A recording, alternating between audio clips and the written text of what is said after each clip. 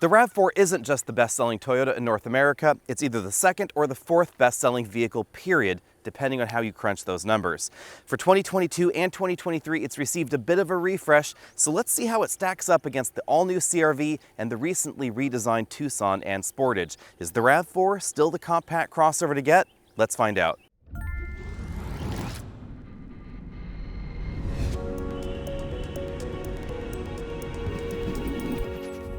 It's easy to see why the RAV4 has been so popular. It seems like there's a version for everybody. There's a version that starts under $30,000, one that has over 300 horsepower, one that gives you 40 miles per gallon like the one right next to me. There's a version with a torque vectoring rear axle. There's even a luxury RAV4 that would be called the Toyota Venza.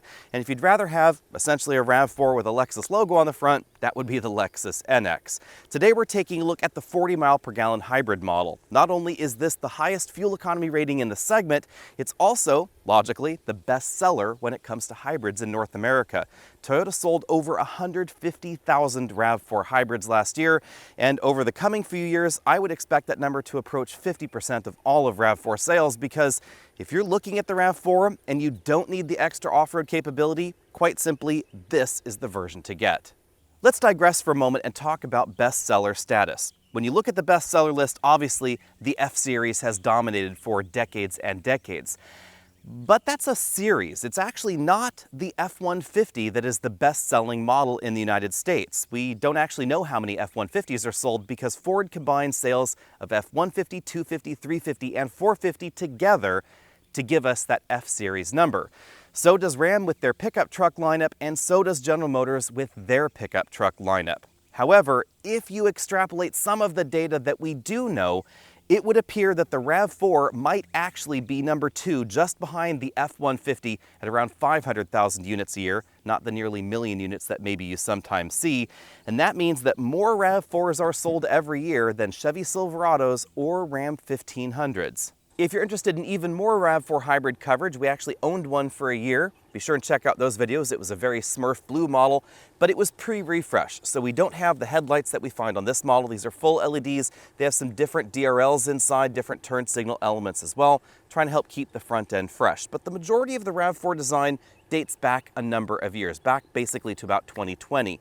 It is theoretically due for a refresh in 2024. What those changes for 2024 will bring, we don't know yet, but expect to see some of those changes over the next few months. The RAV4 has always been a pragmatic little SUV, but I think that the previous generation of it lost sight of that for just a while. It ended up looking style-wise a little bit more like a small minivan than a boxy crossover or SUV. They certainly fixed that with this generation, and the squarer wheel arches, the squarer body, the boxier front, etc. But it's still very practical as far as its size. The shortest version is 180.9 inches long. The longest version has a slightly different front bumper, stretches it out to 181.5. That's actually on the small side of the segment for a compact crossover in North America. The Venza is about 6 inches longer, even though it's actually smaller on the inside. It's an important thing to keep in mind if you're comparing this to its luxury cousin. A Honda CR-V is about 4 inches longer, and it is certainly bigger inside. One of the downsides to the RAV4 continues to be rear seat legroom. Headroom is definitely solid, but because of the shorter dimensions versus the Tucson, the Sportage, etc., interior legroom is definitely on the short side. But we have a big cargo area in the back. Which small crossover is right for you will ultimately depend on which blend of legroom and cargo room you're interested in. This favors the cargo room a little bit more than legroom in the back. The one thing that does hamper cargo practicality is the rake of the rear hatch. You can see that it's fairly vertical from the taillights down, but taillights forward, it's about a 45-degree angle, and that does cut down on the number of bigger and boxier items you might be able to put in the rear. The tail lamp modules continue to be combination elements, so the turn signal right here is an incandescent bulb. It's not a full LED. That's something that I had really hoped that Toyota would update to give this more of a cleaner look in the back, but for some reason they haven't made any substantive changes back here. This is not a chrome bar, it's just a gray plastic strip that joins from one side to the other, and this certainly reminds me a bit of the new Toyota Grand Highlander. Part of me is actually kind of surprised that the Grand Highlander didn't end up being something like a RAV9 or something like that, because styling-wise, it certainly looks more like this than the Toyota Highlander, which actually helps keep the RAV4 fresh seeming. Even with the angled hatch, however, we still have a very practical cargo area and definitely on the large side of things, just under 38 cubic feet. This is not the biggest in this segment, but it is certainly one of the most interesting because you can not only put larger luggage in the upright position like this and still easily close the hatch, we also find not only a spare tire under the load floor, but enough room to put a full-size spare under there if you wanted to. I know that because in our long-term RAV4 hybrid tester, we actually did that. We swapped out the temporary spare for a full-size spare, and if you get the RAV4 Prime, it is one of the very few plug-in hybrids with a spare tire as well. This is a two-stage load floor, so if I pull the mat out of there, I can lower the floor down to this lower height setting and get just a tiny bit more storage area. Obviously, if you put the full-size spare in there, however, the load floor would have to be in its upper position. The RAV4 doesn't get Toyota's latest active safety package, but it does get one of their more recent. It's a bit of a change since this model first launched. The improvement for TSS 2.5 is we have improved lane keeping, we have an evasive steering assist program that detects pedestrians and cars in intersections and in other situations, and then helps the driver steer around it. It doesn't automatically decide to steer away from the pedestrian or away from the car, but it helps give you added stability when you decide to try and evade that car or that pedestrian in the intersection. We also have available blind spot monitoring, cross-traffic detection, park assist front and rear, but those are still optional. I would love to see the RAV4 with standard park assist, however. For this generation RAV, the engineers didn't just want to make it look more capable. They wanted it to be more capable than the previous generation. So they gave it more ground clearance, between 8.1 and 8.6 inches of ground clearance. It's among the best ground clearance figures in this segment. And then, of course, the non-hybrid models are available with the mechanical all-wheel drive system and a really unique rear axle setup. In the limited trims, like the limited trim that I'm driving here, only the gas version, it would give you improved driving dynamics out on regular road surfaces, but also greater capability out on rougher surfaces like the field that I'm in right now. The torque vectoring rear axle will send up to 50% of engine power to a single rear wheel without front wheel slip, and it can send nearly 100% of engine power to a single rear wheel, assuming the front tires had zero traction. It basically functions as a limited slip differential in the rear, in addition to that torque vectoring functionality, which is why we now have the more off-road capable versions of the RAV4 if you want to do something a little bit more adventurous than maybe the field that I'm on right here, although it's not going to turn the RAV4 by any stretch into something like a Bronco or a Wrangler competitor. From 203 horsepower to 302 horsepower, every RAV4 in North America uses a 2.5-liter four-cylinder engine. The base version is, of course, non-hybrid. That's the least expensive RAV4. You'll get 203 horsepower, 184 pound-feet of torque. You can choose between front-wheel drive, all-wheel drive, and a torque vectoring all-wheel drive system, and depending on those options and the trim level, you'll get between 28 and 30 miles per gallon combined. Then we have this model here, which is the second most popular engine option. This combines a slightly different tune of the 2.5-liter four-cylinder engine with a twin motor generator unit to give you 219 horsepower and a whopping 40 miles per gallon. And in real-world driving, this is solidly the most efficient small crossover in North America. Yes, you can get pretty lofty fuel economy ratings in the new CR-V hybrid, and Honda is really pushing that CR-V hybrid pretty hard, but in real-world driving, this is likely going to be about 10 miles per gallon better than that model. If you want the hybrid system combined with some off-road looking bits, you can get the new Woodland trim. It does have an upgraded tire package, and that will drop your fuel economy down to a still healthy 37 miles per gallon. But if you want even more power, then you want the RAV4 Prime that bumps things all the way up to 302 horsepower, thanks mainly to a bigger battery pack. That battery is going to give you not just 302 horsepower, it's also going to give you 42 miles of electric range. And unlike most of the plug-in hybrid competition, fuel economy stays very close to the regular hybrid model. According to the EPA, it should drop down to 38 miles per gallon, but in our daily driving comparison between the RAV4 Prime and the RAV4 Hybrid, they're essentially the same in daily driving. That might just be the ultimate RAV4. No compromises, 300 horsepower, the fastest 0 to 60 time in the lineup outside the Toyota Supra, and 42 miles of electric range. Since this generation launch, Toyota has not updated the front seats. So the driver's seat in this model still has two-way adjustable lumbar support, two-position memory over there on the driver's door, and a tilt telescopic steering column with a decent range of motion. I find the seat bottom cushion to be just a little bit short for my tastes. I do find the front seats in the Sportage and the Tucson to be a bit more comfortable. Also, if you're a taller driver, you should know that their seat tracks move further rearward, and this is as far as the RAV4 seat track moves back. In this position at 6 feet tall, I could still relatively comfortably drive. It doesn't feel too far back for me. Whereas in the Hyundai and in the Kia, you can definitely get the seat so far back it can't really touch the pedals. So keep that in mind if you're taller. Headroom also is a little bit more limited if you get the model with the moonroof. The seat is all the way down on the ground. I have about 3/4 of an inch of headroom left. If you're a taller person, you might want to skip the moonroof. The back seat is perhaps where you'll notice a bigger difference between the RAV4 and some of the competition. The seat bottom cushion is a little bit closer to the ground than I'd like, although that's certainly going to be more comfortable for children.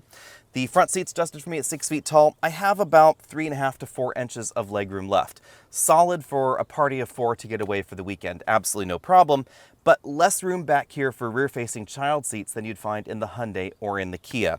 It's also worth noting that there are a few mid-sized two-row crossovers like the Hyundai Santa Fe that would not only give you more legroom but also more width across the back for about the same price as most CR-V models and RAV4 models as well. So if you're shopping in this segment, you want a bit more room, consider one of those larger but less expensive options. Still, you could put 3 adults back here without too much of a problem as long as the journey wasn't too long, but mixing child seats and adults in the back, sorry, there's some flies running around in here. If you were mixing adults and child seats in the back, that could get trickier in some of the smaller options like this or in the CR-V. The rear seats do offer a recline functionality to them. There are basically 2 stages. There is the upright, and then there is about 1.5 inches of recline to make things a bit more comfortable. Although personally I prefer the more upright position of the rear bench seat. We have a fold down armrest with 2 cup holders in there, rear seat air vents, USB charge points back here, and this large panoramic moonroof, and it opens all the way back here to just about the top of my head as the rear seat passenger. As we look around the interior, keep in mind this is the limited trim, so we have that large panoramic moonroof. You can see that this particular model also has the load bars on top of the roof. We have a pretty large support bar between the front and the rear panels, but it's not too obtrusive, and it does get hidden by the shade as that closes. Pretty large and high rear windows there, definitely giving the rear passengers a good view. We have height adjustable shoulder belts for the driver and front passenger and height adjustable head restraints. In this trim, we have ventilated front seats. That is an option you'll find on a variety of different RAV4 trims, but it's not as widely available as I would like to see, especially in some of the lower end trims. They really are quite nice in hotter and more humid climates like the area that I'm in right now. You can see that the bolstering on the front seat, back, and bottom cushions is not terribly aggressive, so larger folks shouldn't have any troubles finding a solid seating position there. Moving over to the front door panels, we find a higher percentage of soft touch materials here than you find in some of the options. So soft touch stitched upper section of the door panel there, midsection there is also a soft touch bit, and then we find harder plastics down there around the bottom, just as you'd expect. That helps improve durability, for instance around that bottle holder, helps hold up to scuffs just a little bit better there. Moving over to the dashboard, we find one of the interesting features in a variety of different RAV4 trims, which is slightly different color touches. So your eye's not deceiving you, this is actually a black tray inside this area on the passenger side. It's just about big enough for some larger smartphones. You can see that my iPhone Max does fit in there, and the rubbery thing helps keep it from sliding around. And then the rest of the dashboard lower is charcoal. We then have a bin-style glove compartment. A little bit too small to fit a large tablet computer inside. Maybe a 7-inch one would fit. My 10-inch and 11-inch tablets would not fit in there, however. We have the same sort of stitched material in this midsection of the dashboard as the doors, and then we have a soft touch upper section of the dash with that metal effect strip running right across. It's not shiny chrome, it's sort of a matte metal finish right there. Then moving to the center of the dashboard, we have perhaps the biggest change, which is the new infotainment software. This is the same software that we find in a wide variety of different Toyota models. It offers full screen CarPlay and Android Auto integration, also wireless smartphone connectivity. But the software itself is a little bit more basic than some. So you can see it has this very flat design here. You can get cloud-based navigation. This is a touch that I really like. If you'd rather not use your smartphone, you can subscribe to this at any time. You don't have to buy it with the vehicle. We have your pretty typical media interface there, phone interface that just takes you back to your iPhone interface if you have one connected. Certain vehicle settings are done in here, but not too many of them. This is basically the only place you'll find the hybrid energy flow diagram. A lot of vehicle settings are still done in the instrument cluster, but you will see a few of those settings right in there. The graphics, they're fairly basic compared to some of the more modern vehicles in this segment that it's competing with, but everything is done very attractive there, and it's pretty easy to figure out. Below the screen, we have two large air vents, the engine start-stop button there, the big dials for the dual-zone automatic climate control. Nothing has really changed there. We find the controls for the heated and ventilated seats below that. Also, stability and traction control disabled there. One USB input, you can use that and have it connect wirelessly to your smartphone or just use the wired connection. It's your choice. Down here we have more of that brown trim. It's a little bit difficult to show you, but that ring around the Qi wireless charging mat, that's brown, but the charging mat itself is black for some reason. We have an electric parking brake, auto brake hold, drive mode knobs here. This is eco mode, normal mode, sport mode over to the right, trail mode by pressing that down. That's going to try and send more power to the E-axle in the back, and an EV mode button there. We have a pretty traditional console shifter, very similar to the regular RAV4. Drive is there, sports over to the side, and then you can imitate some stepped gears with that sport mode toggle. Moving back from there, we have two big cup holders. Again, more brown accents. These will change based on the trim, so if you get the more off-roady versions, they're going to be orange, for instance. The key has not changed appreciably, so it still says RAV4 on the back. Still has the usual buttons on the front. We have a padded center armrest that opens to reveal a fairly large storage area with a small divider there and two high output USB-C charge-only ports.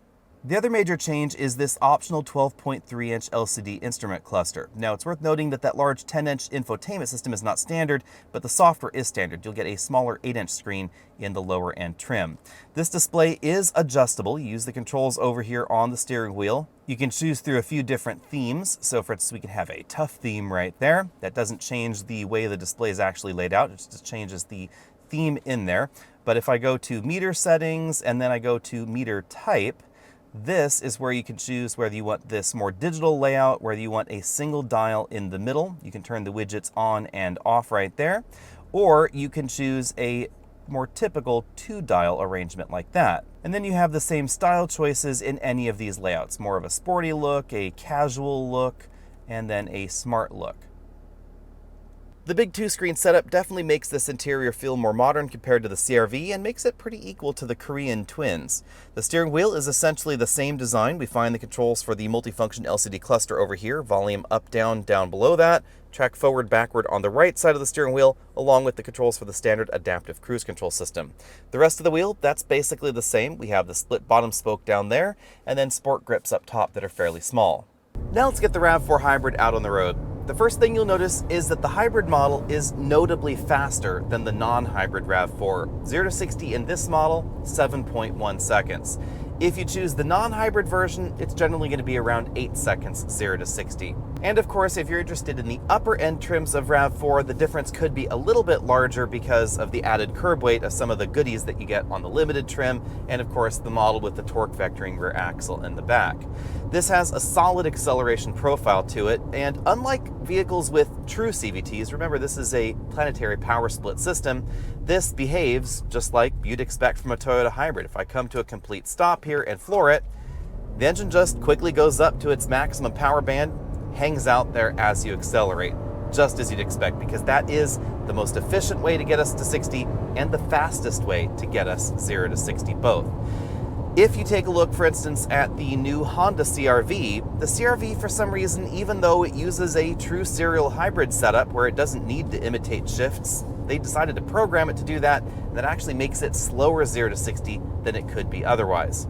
Something like the Tucson or the Sportage Hybrid, those are relatively quick, thanks to a fairly powerful 1.6-liter turbocharged engine. If you're concerned about hybrid performance after the battery has been exhausted, remember that in those turbocharged hybrid models, you'll get a little bit more oomph out of the engine directly, whereas in this vehicle, power will drop off to around 175 horsepower or so after the battery's been depleted. But if you check out my towing video where I did tow a trailer up to about 10,000 feet, it was actually a slightly overweight trailer for the RAV4 Hybrid, it did just fine on those longer highway uphill runs. Logically, the added weight of the hybrid system will increase the stopping distance a little bit. It took the hybrid model that we last tested at home 122 feet to stop from 60 miles an hour back to 0. The acceleration and braking time scores on your screen are from the last time I tested the hybrid back at home. Nothing mechanically has changed, and that's the fairest way to describe the performance of the RAV4 hybrid, because out here in Texas right now it's about 95 degrees, or probably about 45 degrees hotter than the last time we tested the RAV4 at home. Most of our testing done in Northern California, we do it around 50 to 60 degrees Fahrenheit just to make everything consistent and logically at sea level as well. I'm a little bit above sea level where I am now. When it comes to handling ability and handling feel, the RAV4 and CR-V are fairly similar. Also not far off, the Tucson and the Sportage. The Sportage is a little bit less sporty in this generation than it has been in the past, but actually still a fairly solid competitor to the RAV4 when it comes to handling feel and handling ability. One of the other newer entries, however, that is a little bit further down the list is the new Mazda CX-50. The CX-50 is kind of an interesting twist for Mazda because a lot of their recent vehicles have actually ditched independent suspensions in the back for semi-independent suspensions. And you will notice the difference out on a road surface like this. This is an oil and gravel road surface, so definitely has a lot of lumps and bumps in it, a lot of change in direction around the corners, etc. And the suspension in the back of the CX-50 can get upset over pavement like this. You will also see the same thing in the Mazda 3 and some of their other newer models. They've gone that direction because it's less expensive and helps give you a bigger cargo area in the back. But the RAV4 has a more elegant suspension in the rear, and you will notice it out on rougher road surfaces, especially if you wanted to take this out to a national park and you wanted to go further down that trailhead. Ride quality is also fairly well controlled. I think the CR-V is a little bit softer, as is the Hyundai Tucson. This is fairly similar to the tuning of the Kia Sportage, but honestly, the four key entries in this segment are very, very similar to one another. If you want something that feels a little bit bigger, rides a little bit softer, you could get the Rogue or the Mitsubishi Outlander. Those definitely have a softer tune to their suspension, and the Rogue and the Outlander are certainly larger than this as well. The Outlander, of course, has that third row in the back. Ford's Escape tends to split things in the segment. Handling ability is definitely solid. The base 1.5-liter turbocharged engine has a pretty throaty sound to it, and it's pretty efficient. The hybrid system is about as efficient as Toyota's hybrid system, but the all-wheel drive system in it is mechanical, which is an interesting twist. So fuel efficiency drops if you choose the all-wheel drive option. The flip side to that is improved winter weather traction. The style of the hybrid system is essentially the same, so the feel out on the road is very, very similar as well. If you get the plug-in hybrid Escape, though, you don't get any all-wheel drive because it has a mechanical system, and that battery, of course, lives where the mechanical all-wheel drive system would go. And speaking of plug-in hybrids, we of course have our long-term Outlander plug-in hybrid at home. Handling ability in the RAV4 hybrid or RAV4 Prime is significantly better than the Outlander plug-in hybrid. The Outlander plug-in hybrid can feel pretty heavy in the back because, of course, it is pretty heavy, has a big battery back there, and it's larger than the RAV4, so it's certainly going to feel different. This ranch road is a good place to talk about the e-all-wheel drive system in the RAV4 hybrid. This also applies to the RAV4 Prime. Remember that there's no mechanical connection between the front axle and the rear axle, and that means that if I just come to a stop and I were to floor it, we do get the front wheels scrabbling on this dirt surface right here. We don't get that immediate shift of power to the rear. And it's really noticeable if I turn off the traction control and then floor it here. The front wheels just spin up, and then there's power being sent to the back. That's quite logical because we don't have a terribly large battery pack in just the hybrid model. So in order to send power to the rear axle, the engine has to start spinning faster, and therefore in turn it ends up spinning the front tires faster.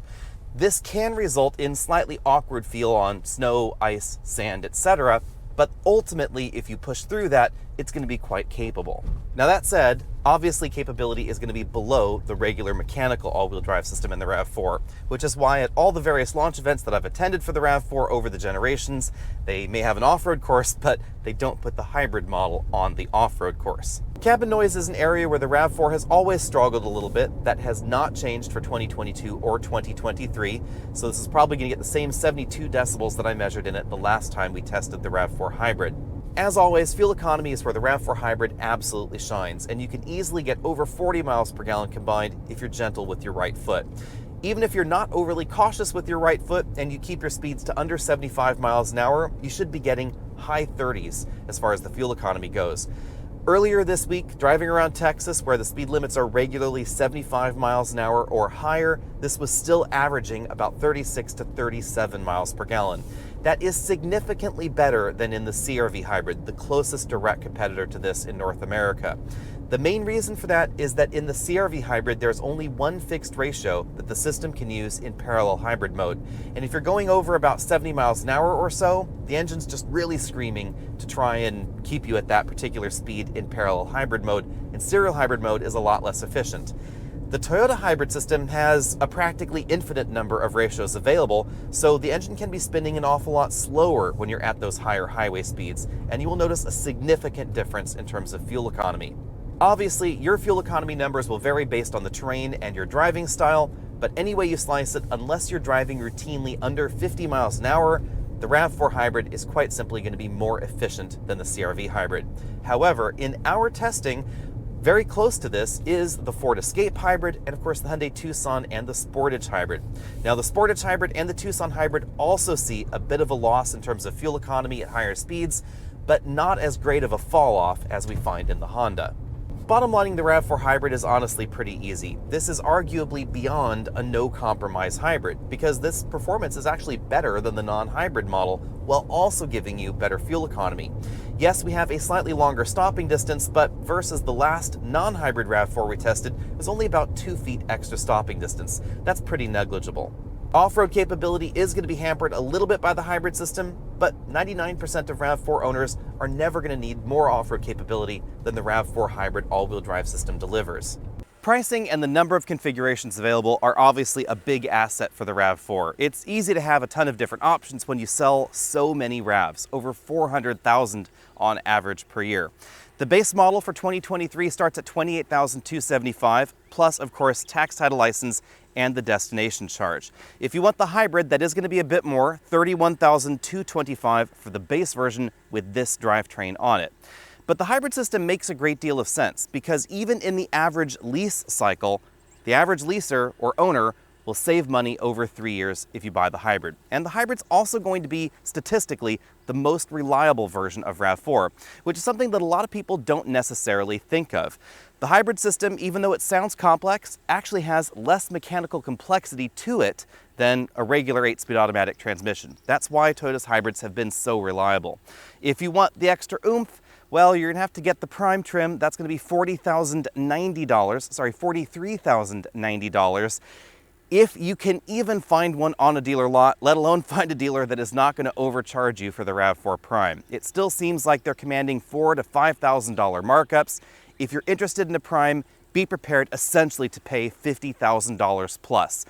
That is a little bit rich for my blood, but the hybrid model, this makes an enormous amount of sense. It's quite simply one of the best hybrids available in North America, and truly a no-compromise hybrid, because over the average ownership cycle, it's going to be less expensive than the base model, give you better performance, and nearly double the fuel economy in real-world driving.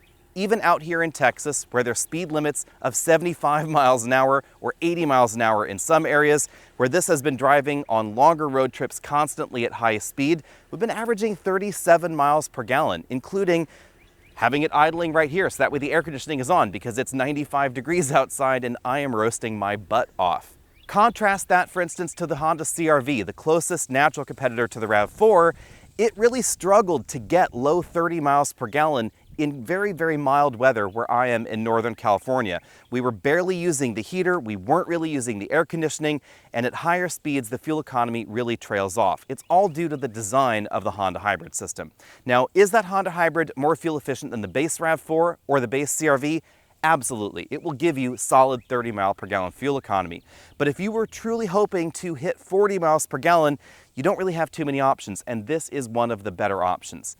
If, however, you do want high fuel economy and you want a mechanical all-wheel drive system, you could take a look at the Sportage or the Tucson from Hyundai and from Kia. There is, of course, also the Escape hybrid. The Escape hybrid has a hybrid system very similar to this, but the Escape comes across as a little bit boring, a little bit marshmallowy, to be honest. The Sportage and the Tucson, they have a very different hybrid system. It has a regular 6-speed automatic transmission, plus an electric motor, plus a mechanical all-wheel drive system. Long-term reliability, they're not going to hold a candle to the hybrid system that we find in this model. But hybrid system capability, they are going to be superior when it comes to the all-wheel drive mode. If you live in an area where you're really worried about winter traction, adverse weather traction, etc., you're going to want a mechanical all-wheel drive system. This all-wheel drive setup does fairly well, surprisingly well actually for most folks out there, but it's not going to have the feel or the capability that a mechanical system will have. Of course, if you wanted a mechanical system, Toyota has two to choose from on the regular model. Let me know what you think about all that down there in the comments section, and what would you pick if you were shopping in this segment? Would you be interested in the mechanical all-wheel drive system, the considerably greater legroom that you'll find in the Hyundai and Kia Twins?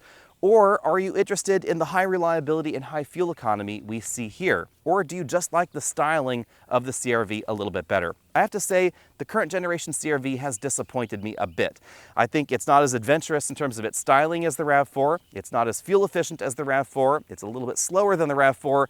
And the tech on the inside certainly feels dated, especially now that Toyota has updated the dashboard in this model. Let me know what you think about all that, and what would you pick, especially if you were shopping between about $30,000 and $40,000. See all of you next week.